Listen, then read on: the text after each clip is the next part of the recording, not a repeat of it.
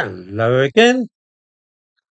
I've spoken before of the safest way to behave when dealing with armed police officers, law enforcement agents, and soldiers when you happen to find yourself in a confrontation with them. I gave a list of little things such as doing exactly what you are told, keeping your hand visible, not suddenly reaching into your jacket like that as though you might be going for a gun, that kind of thing. In the previous video, which I made in the aftermath of the woman in Minnesota who accelerated a vehicle after being told to turn off the ignition and get out of the car, I left one or two points out because it simply did not occur to me that anybody would be so unwise as to do some things. If you are involved in a fast-moving situation where armed law enforcement agents are getting very twitchy and things are becoming increasingly tense, there is one thing in particular which you should avoid taking with you if you're planning to get into a confrontation with the civil authorities. Carry a notebook and pen so that you can write down what is happening in a first-hand account? Certainly. Why not? Taking a camera with you to record the scenes which you witness? Of course. The one thing that you don't want to have about your person is a 9mm semi-automatic pistol. The reason should be pretty obvious. There can be no reason for carrying firearms when disorder is breaking out in that way, unless you're planning to shoot somebody, that is. If the police realise that you are armed, it's going to make them jumpy, and if you then fail to cooperate with them, or there is a scuffle, then somebody's liable to get shot. Sometimes it'll be a police officer or soldier, and at other times it'll be a demonstrator or rioter.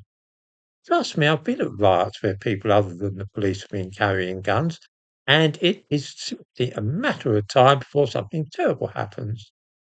Even the very suspicion that a man is armed can lead to disaster. In October 1978, I was at a political rally in the Turkish city of Bursa, where Suleiman Demirel was speaking. This was at the time when he and Ecevit were taking turns trying to run Turkey during what was in effect a civil war. Everybody was shooting at everybody else. It was bloody mayhem. I was there with a Turkish friend, which was quite fortunate.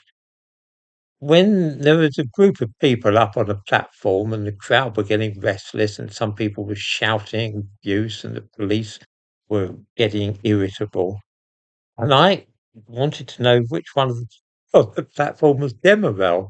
So I raised my arm and pointed like that with my finger. I said, "Oh, is that Demirel there?" Pointing like that. And my Turkish friend was horrified. He grabbed at my arm, put it down because it was open to misinterpretation. And near me, a police officer started reaching for his gun like that. My friend said something to him in Turkish, shaking his head frantically, going, "No, no, no, it's okay." But the very fact that I'd raised my arm with my finger like that led the policeman to suspect I might have been about to take a shot at Suleiman Demirel.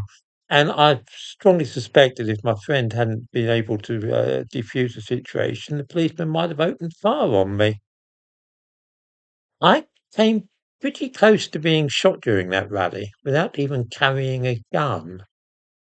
If I had been carrying a concealed weapon, I rather think I would have been shot out of hand. I have no idea why the fellow in Minnesota was carrying a pistol, still less why he felt he needed an extra magazine. I mean, how much shooting was he planning to do? I can, however, say with perfect confidence that it was a spectacularly ill-judged action, and that had he left his gun at home that day, then he would still be alive now.